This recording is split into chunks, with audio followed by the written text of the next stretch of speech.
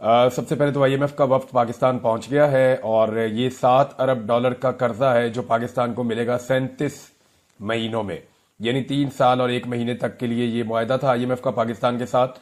ये पाकिस्तान की तारीख का सबसे मुश्किल मुआहदा था, यानी इसमें जो शराइत पाकिस्तान ने मानी, इतनी कड़ी शराइत के ऊपर पाकिस्तान ने कभी भी आईएमएफ के साथ कोई सौदा नहीं किया। बहरहाल आईएमएफ के लिए जरूरी है कि पाकिस्तान के पास अमेरिका की खुशनुदी हो। इससे पहले तो थी, उसकी वजह यह थी कि रिजीम चेंज ऑपरेशन के बाद जो अब वजह बताई जा रही है वो ये है कि पाकिस्तान अमेरिकन कैंप में पूरी ताकत के साथ खड़ा था यूक्रेन और रशिया की लड़ाई में, और उससे अमेरिका की उस वक्त की हुकूमत बहुत खुश थी। लेकिन इमरान खान साहब का ये फैसला था कि हमें न्यूट्रल रहना चाहिए। अब देखें ना, अगर आप अरब ममालिक को देखें, वो न्यूट्रल रहे, वो फायदे में रह गए। जो भारत है वो न्यूट्रल रहा, वो भी फायदे में रह गया।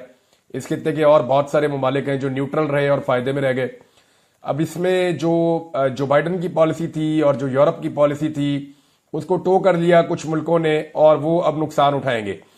यूक्रेन के सदर ने जो एक जंगी जुनून शुरू था और जो एक लड़ाई चल रही थी, पूरी दुनिया से पैसा लेकर लड़ाई के अंदर झोंक दिया, और अब जब उस पैसे का हिसाब देने का वक्त आया है तो उनके औसान खता हो गए कि अब ये पैसा वापस कैसे करना है और ये मामला वाइंड अप कैसे होंगे। यूक्रेन ने इतना कर्जा ले लिया है या इतना पैसा वसूल लिया है पूरी दुनिया से कि वो पैसा वापस करना अब यूक्रेन की पसली वो नहीं कर सकती। यानी यूरोप ने, अभी बरतानिया में थे यूक्रेन के सदर, तो उन्होंने वहां से पैसा हासिल करने की कोशिश की तो सिर्फ $2.25 अरब अमरीकी डॉलर्स जो है वो उनको मिले हैं, और वो भी कर्जे के तौर पे मिले हैं। ये पैसा भी उन्हें वापस करना पड़ेगा। तो 300-350 अरब डॉलर तो अमेरिका ने इस लड़ाई के अंदर झोंक दिया था। अब पाकिस्तान को एक मरतबा फिर आईएमएफ का ये मुआहदा मुकम्मल करते वक्त या तो अमेरिका की खुशनुदी चाहिए, यानी अमेरिका अगर खुश है तो पाकिस्तान के साथ आईएमएफ के मामला जो है वो नरम रहते हैं, खुश नहीं है तो फिर नरम नहीं रहते। नंबर 1, पाकिस्तान को अमेरिका की मदद दरकार होगी। नंबर 2, या तो फिर आईएमएफ के कहने के ऊपर अवाम पर कर्जों का बदतरीन बोझ डाला जाएगा, महंगाई और टैक्सेस में इजाफा हो जाएगा।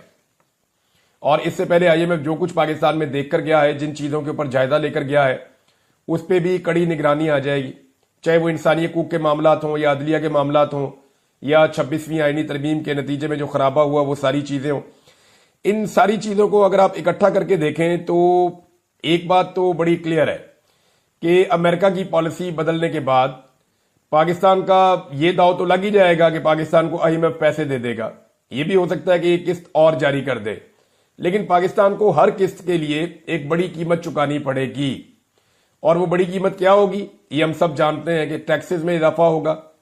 आम आदमी जो है उसके लिए महंगाई बहुत ज्यादा बढ़ जाएगी। हुकूमत की कैपेसिटी पे अगर हम बात करें तो हुकूमत की इतनी कैपेसिटी नहीं है कि वो आलमी सतह के ऊपर इस तरह का माहौल पैदा कर सके कि बैनुल अक़वामी राय को अपने हक में मोल्ड करके वो आईएमएफ से फायदा उठा सके या आईएमएफ को मजबूर कर सके कि वो कड़ी शराइत रखने की बजाय पाकिस्तान को जो है वो इंसानी हमदर्दी के तौर पे देखे और पाकिस्तान के लिए शराइत को आसान करे ताकि पाकिस्तान इन मुश्किल हालात से, मुश्किल माशी हालात से निकल सके।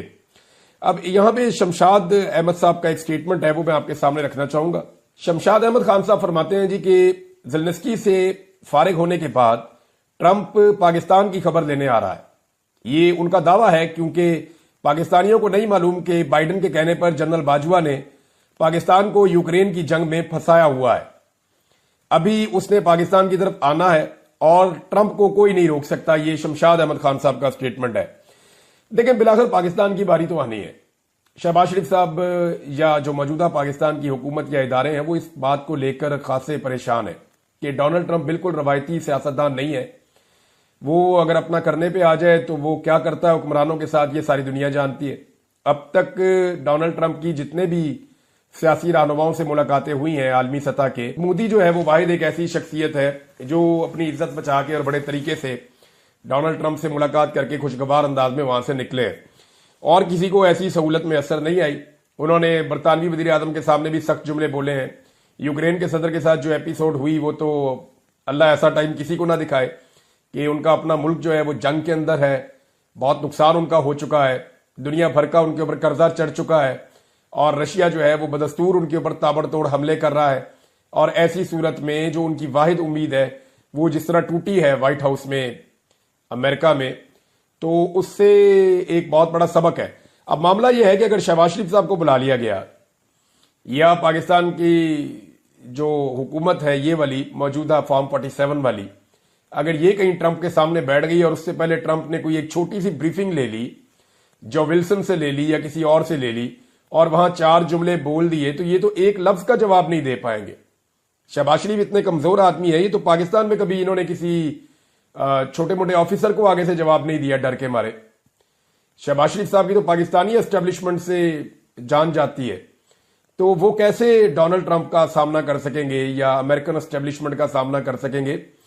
तो मेरे ख्याल में अब तो वो ये चाह रहे होंगे कि डोनाल्ड ट्रंप से राब्ता ही ना हो हमारा, जब तक हमारी हुकूमत है पाकिस्तान में या जब तक डोनाल्ड ट्रंप की हुकूमत है अमेरिका में, डोनाल्ड ट्रंप के सामना करना ही ना पड़े तो ज्यादा बेहतर है। पहले इनकी ख्वाहिश हो सकती है कि डोनाल्ड ट्रंप के साथ एक फोटो खिंच जाए, कोई बातचीत हो जाए, लेकिन अब ये डोनाल्ड ट्रंप से डरेंगे, क्योंकि डोनाल्ड ट्रंप ने जिस तरह का अपना एक जेस्चर शो किया है, जिस तरह से वो अग्रेसिवली आ जाते हैं एकदम, तो इससे इस तरह के हुक्मरान जो बेचारे जाली हुक्मरान होते हैं, इस तरह के हुक्मरान जिनकी आवाम के अंदर किसी किस्म की कोई पजीराई नहीं होती, उनके लिए बड़ी प्रॉब्लम क्रिएट हो जाती है। देखे ना, डोनाल्ड ट्रंप अगर इन्हें डांट के भेज देता है वहां से, तो यहां पाकिस्तान के अवाम इनके बारे में क्या हमदर्दी रखेंगे? बिल्कुल नहीं रखेंगे। पाकिस्तान के अवाम तो इनको पहले इनकी शक्ल ही नहीं देखना चाहते। वो तो ये कहेंगे इनको उधर ही रख लो, जो पाकिस्तान की असली हुकूमत है वो यहां पे बन जाए, जिन्हें अवाम ने वोट दिए हैं उनको उनका मैंडेट वापस हो जाए। अब होगा क्या, ये आपको आने वाले कुछ दिनों में पता चलेगा। इमरान खान साहब अपोजिशन का एक इत्तेहाद बनाने की कोशिश कर रहे हैं, और ये कोशिश अब से नहीं हो रही, काफी देर से हो रही है। इस कोशिश में जो रुकावट बार बार आती है वो फजलुर रहमान साहब है। फजलुर रहमान साहब को लेकर के जो फेडरल गवर्नमेंट है उन्हें बड़ा कॉन्फिडेंस है कि कभी भी फजलुर रहमान साहब एंटी स्टेटस को नहीं जाएंगे। फजलुर रहमान साहब स्टेटस को की ताकतों के साथ खड़े होंगे, और उसकी कुछ रीजन भी हैं। देखिए, अभी हाल ही में फजलुर रहमान साहब के एक भाई हैं, मुबैना तौर पे उनके कहने पर एक बड़ी पोस्टिंग भी की गई है वफाकी इदारे में, और ये सिलसिला चलता रहता है। फजलुर रहमान साहब के काम नहीं रुकते, कोई भी हुकूमत हो। इमरान खान साहब की हुकूमत वाहिद हुकूमत थी जहां पे फजलुर रहमान साहब को ये प्रॉब्लम आई थी कि खैबर पख्तूनख्वा में और वफाकी हुकूमत में फजलुर रहमान साहब के काम होने बंद हो गए थे और उनके काम नहीं हो रहे थे। फजलुर रहमान साहब अपोजिशन में हो या हुकूमत में, उनके काम चलते रहते हैं। जैसे कि परवेज मुशर्रफ साहब के दौर में भी फजलुर रहमान साहब के काम ज्यादा नहीं रुकते थे। उसके बाद पीपल्स पार्टी का दौर आया, PMLN का दौर आया, फजलुर रहमान साहब का काम चलता रहा, और इमरान खान साहब के दौरे हुकूमत में उन्हें तकलीफ हुई है। अब मामला यह है कि फजलुर रहमान साहब क्यों चाहेंगे कि यह हुकूमत खत्म हो जाए और एक ऐसी हुकूमत आ जाए जो इमरान खान साहब की हो। फजलुर रहमान साहब इस बात को जानते हैं कि जब भी इलेक्शन होगा इमरान खान साहब अभी जीत जाएंगे, और वो इलेक्शन जीतेंगे तो वो हुकूमत भी बना लेंगे। जब वो हुकूमत बना लेंगे तो फजलुर रहमान साहब क्या इमरान खान साहब से उस तरह से काम करवा सकते हैं या काम ले सकते हैं जैसा इस वक्त की एक कमजोर और नकीब जैसी एक हुकूमत है उससे वो काम ले पा रहे हैं? तो इसका साफ जवाब यह है कि फजलुर रहमान साहब इमरान खान साहब की एक मजबूत हुकूमत से काम नहीं ले पाएंगे अपने, जैसे कि वो मौजूदा हुकूमत से अपने काम ले पाएंगे। तो अब जो है वो मैंडेट चोरी का तो सबको पता ही है